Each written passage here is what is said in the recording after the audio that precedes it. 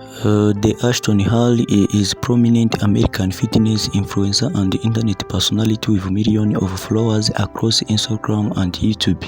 He initially gained massive viral fame for his craving free 50 a.m. morning routines and intense results-driven workouting and personal coaching programs. Global impact and philanthropy beyond the fitness. Ashton has dedicated his platform to charitable work and uplifting individuals around the globe.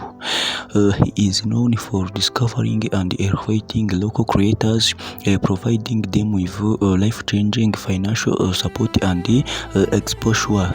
Number one is Indian. He famously launched the Indian Ashton helping him build a massive digital presence, raise funds for a new home, and elevate his entire village. Number two is Rwanda. Harry traveled to Africa and teamed up with Rwandan content creator Enoch Wizeye, known as Kakara or Ashton Hall.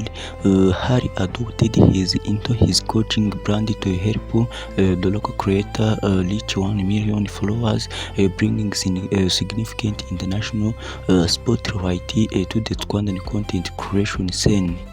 For a close look at the morning routine that skyrocketed his internet career and fundamental changed his lifestyle.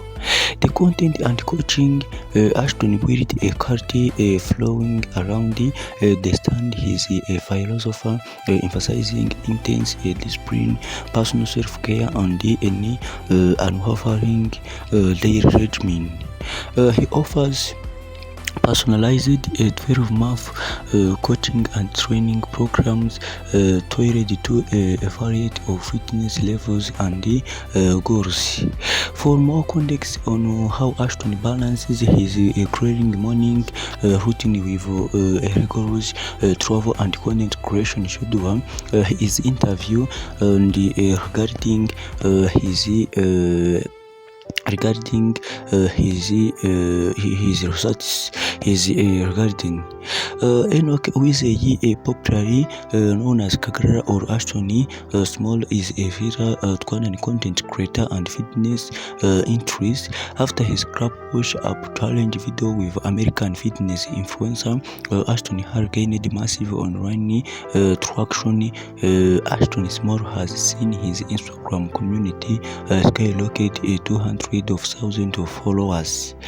The duo has been touring several African countries during their stop in Rwanda. Ashton Hall gifted Ashton Small a new car along with $5,000 to support his personal development. They were spotted engaging in various activities around Kigali, including visiting the Bega Arena and training a platinum gym in Rebero. For a look into the villa moment and inspiring relationship between Ashton Hall and Ashton Small.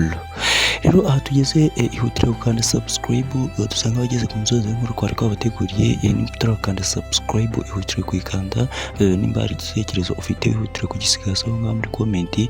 Ndaje tukomeze n'ibintu byinshi cyane bya buri munsi, wibuka no gukanda like ya video. Ciao ciao.